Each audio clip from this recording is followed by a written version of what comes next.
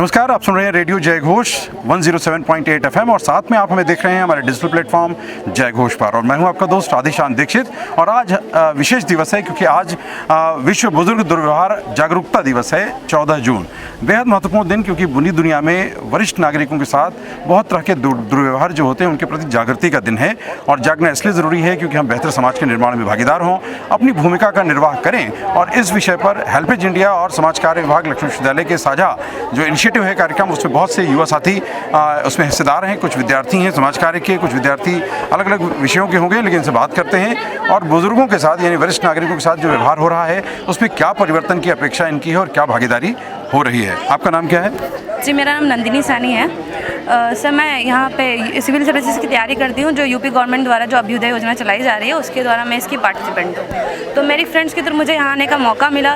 तो यहाँ पे जो जैसे कि विश्व बुजुर्ग दुर्व्यवहार जागरूकता दिवस कार्यक्रम था, उसमें जो है महिलाएं और बढ़ती उम्र, अदृश्य अथवा सशक्त, ये टॉपिक हमारा था। जैसे कि हमारे साथ पे जो बुजुर्गों के साथ में दुर्व्यवहार हो रहा है गाँव में या शहरों में, कि बच्चे पढ़ नहीं, जो बुजुर्ग होते हैं उनको सुविधाएँ, हेल्थ की, आर्थिक समस्याएँ, जो उनको जिस तरीके समस्याओं से उनको जूझना पड़ रहा है, उन सब के लिए जो हमारी माननीय जो सुश्री रोशन जैकब जी थी, हमारे प्रोफेसर आलोक कुमार राय थे, उन्होंने उन सब ने हम लोग को कैसे क्या उसकी सुविधाएं रहेंगी, कैसे क्या इम्प्लीमेंट कर रहेंगे, समझ दी, उस समझ दी कैसे। आप कितना प्रभावित हुई हैं और आपका व्यवहारिक अनुभव क्या है वरिष्ठ नागरिकों के प्रति?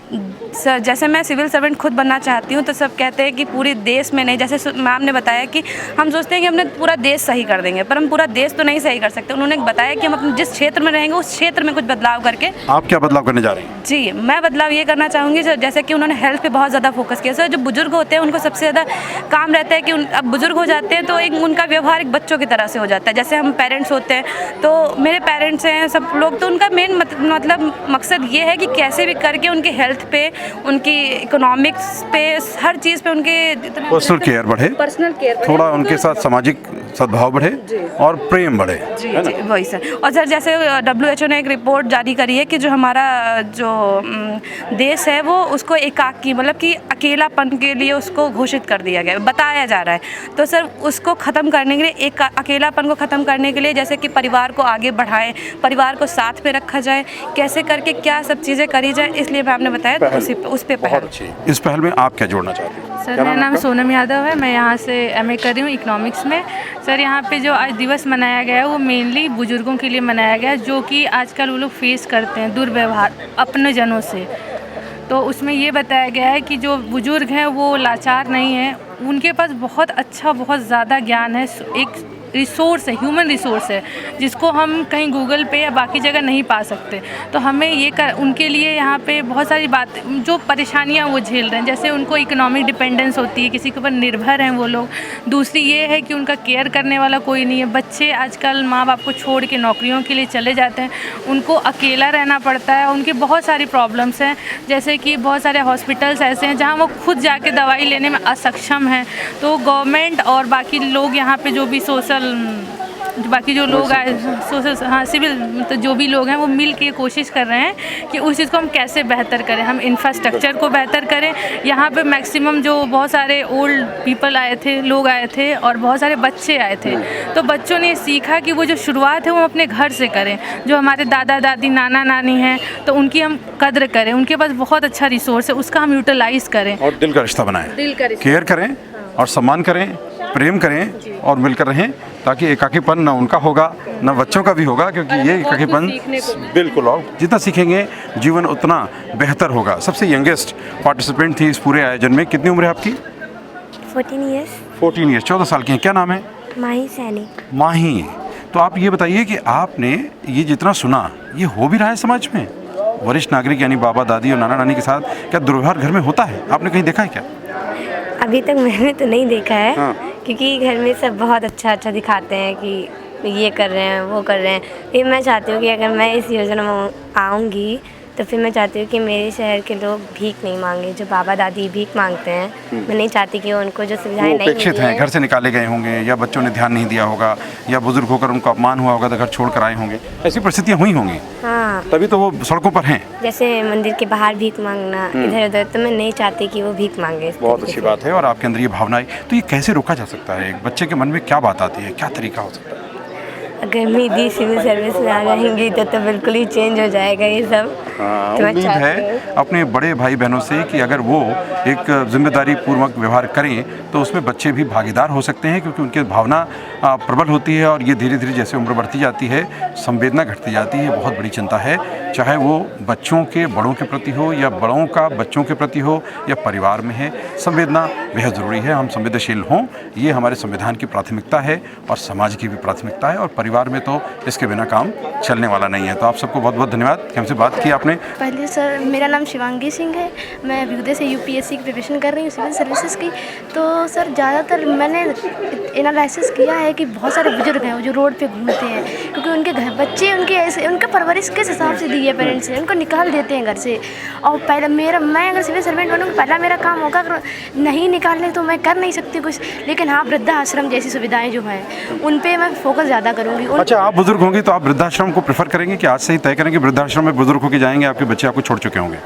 सर ऐसा तो नहीं करना नहीं सोच सकते ना? लेकिन सर जो लोग अभी जो मतलब रोड पे हैं उनके क्या इश्यूज़ हैं वो भी पता करेंगे, उनके मतलब घर से कोई है भी या नहीं भी है, तो ये भी पता करना बहुत ज़रूरी है। और नहीं तो वृद्धाश्रम तो इसीलिए होते हैं, और वहाँ देखेंगे जाके चेक, मतलब कि सब कुछ वहाँ खाने पीने की सारी व्यवस्था है, और मतलब वहाँ पे हम दौरा किया करेंगे जल्दी जल्दी पे। बिल्कुल, तो फिर कोशिश करेंगे अपने स्तर से। मैं अपनी तरफ चलिए, तो कोशिश आपके स्तर पर भी होनी चाहिए, क्योंकि कोशिशें रंग लाती हैं मिलकर और मुश्किलों को हल करती हैं, समाधान की ओर ले जाती हैं, और ये बहुत ज़रूरी है कि उस दिशा में हम बढ़ें। आप बहुत एक्टिव पार्टिसिपेंट थे, आप इसमें एक वॉलंटियर की भूमिका भी निभा रहे थे इस पूरे इनिशिएटिव में। आपको क्या लगता है कि यूथ में कितनी अवेयरनेस आ रही है, वो इस इनिशिएटिव से कितना जुड़ रहा है? सर यूथ का इनिशिएटिव देखा जाए तो हेल्पेज इंडिया की तरफ से देखा जाए तो हमेशा हमारी ये भावना है कि हमेशा आमजनों में और युवाओं में ये भावना जागृत करनी है कि हमारे जो माता पिता होते हैं वो मातृतुल्य और पितातुल्य होते हैं, जो जिनको देवताओं और देवियों का सम्मान दिया जाता है। तो कहीं ना कहीं उनके सम्मान के प्रति, उनकी निष्ठा के प्रति,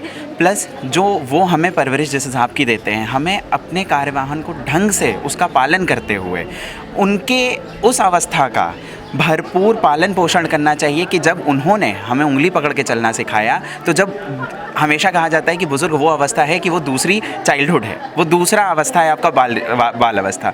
तो हमें भी उनका सहारा, उनकी लाठी, उनको सहारा देना चाहिए उसी प्रकार जिस प्रकार से उन्हें हमने बड़ा किया था, और हमें उनकी एंड वो देखना है। क्या नाम है आपका? मेरा नाम अंशुल भारती है, और इसी जो समापन था उसके मैंने 2 पंक्तियाँ लिखी थी, अगर आप बोले तो मैं वो पढ़ना चाहूँगा कि पकड़ी नन्ही कलाई जो हमने कभी, बातें तुमको सिखाई थी हमने सभी, गिरते पड़ते संभाला है हर वक्त में, फिर भी पाई है हमने तुम्हारी कमी।